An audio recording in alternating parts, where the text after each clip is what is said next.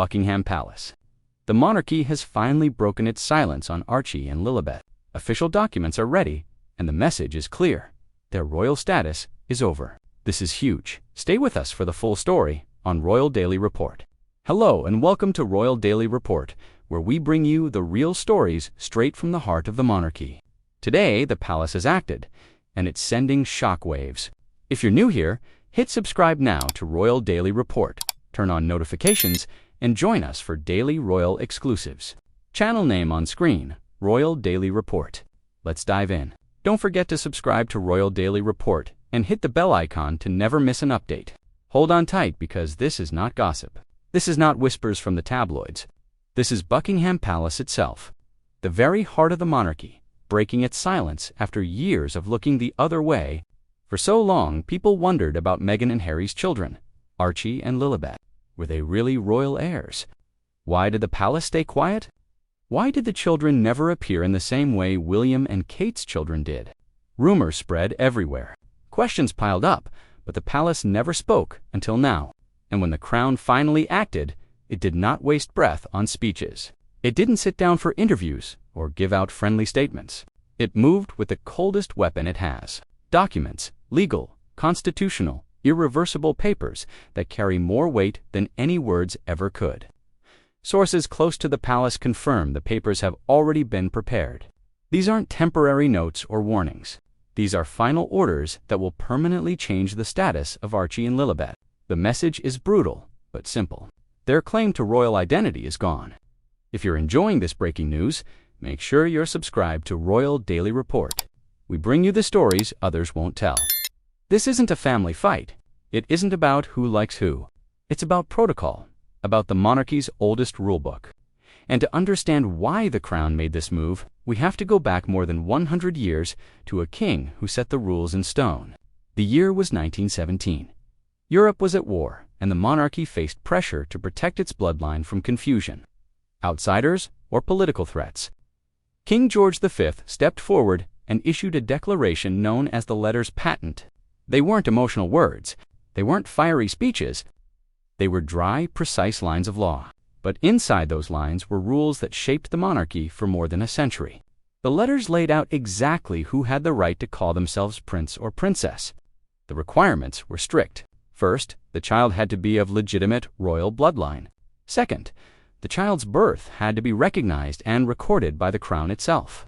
And third, the child had to be formally connected to the Church of England.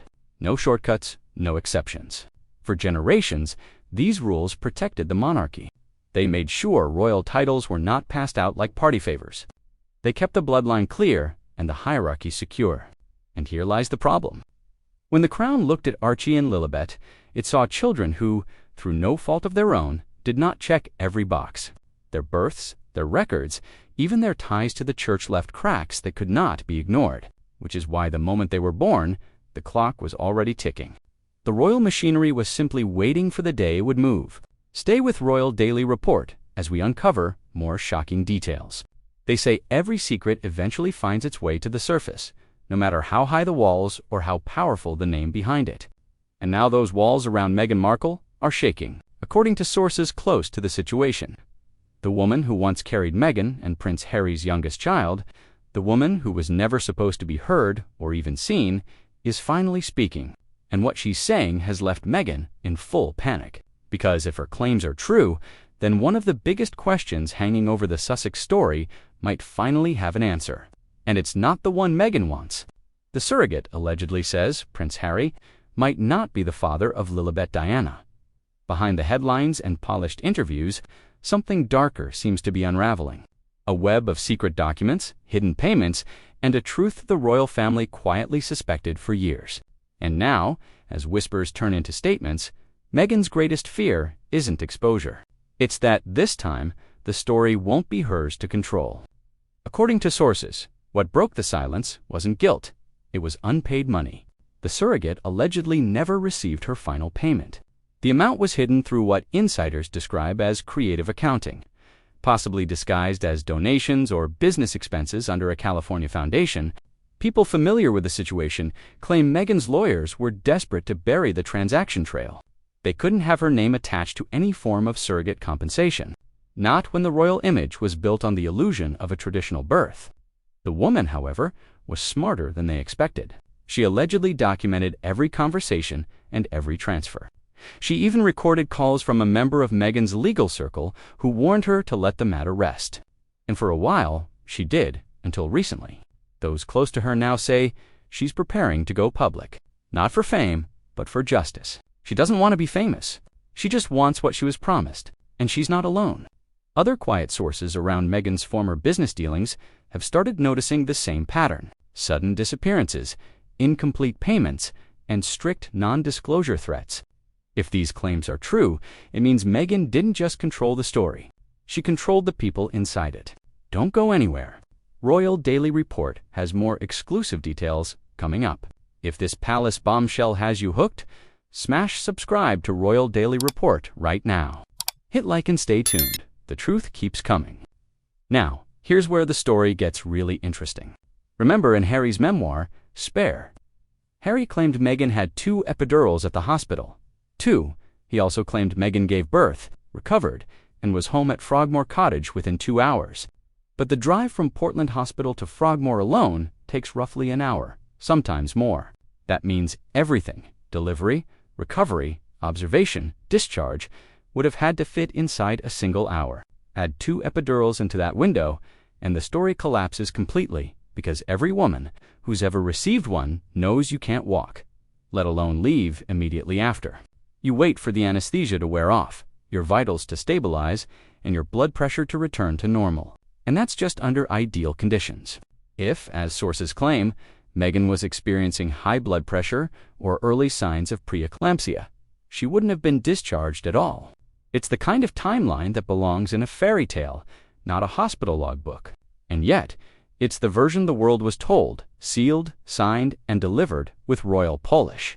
Some say that's when the narrative stopped being about medicine and started being about management. This is Royal Daily Report, bringing you the truth the mainstream media won't show you. Every medical record points to one fact. Meghan's pregnancy was geriatric, the clinical term for expectant mothers over 35. That's not an insult. It's a risk classification. It demands tighter monitoring, fewer variables, and full-time medical supervision during labor. So, when Harry described birthing balls, candles, and a wellness retreat setup, doctors everywhere blinked in disbelief. That's not how high-risk births are handled. According to the Hospital Insider, Portland doesn't host spa births for mothers, flagged as high-risk.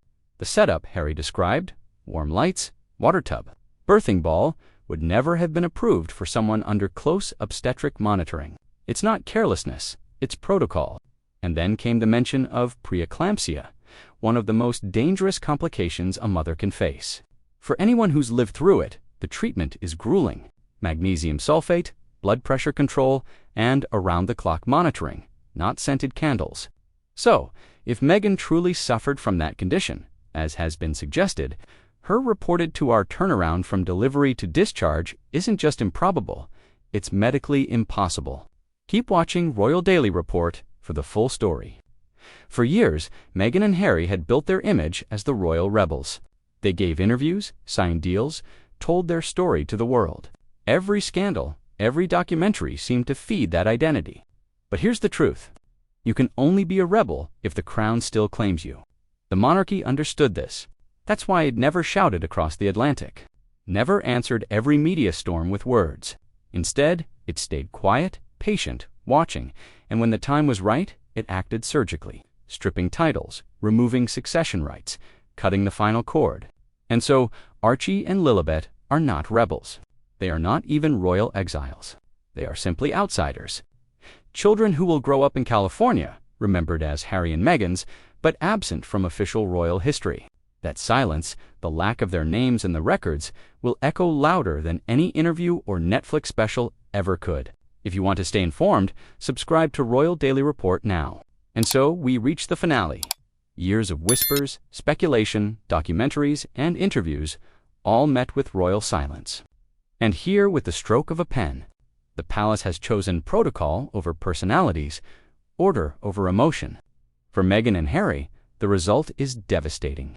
Their empire, their identity, their brand was built on the promise of being royal rebels. But once the crown erases you, you are no longer a rebel. You are simply gone. Archie and Lilibet will live as children of California.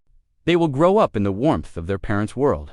But official royal history, the records that outlast generations, will not record them as heirs. And that absence, that silence, is more brutal than any public humiliation. It is final. This is not just about two children losing their titles.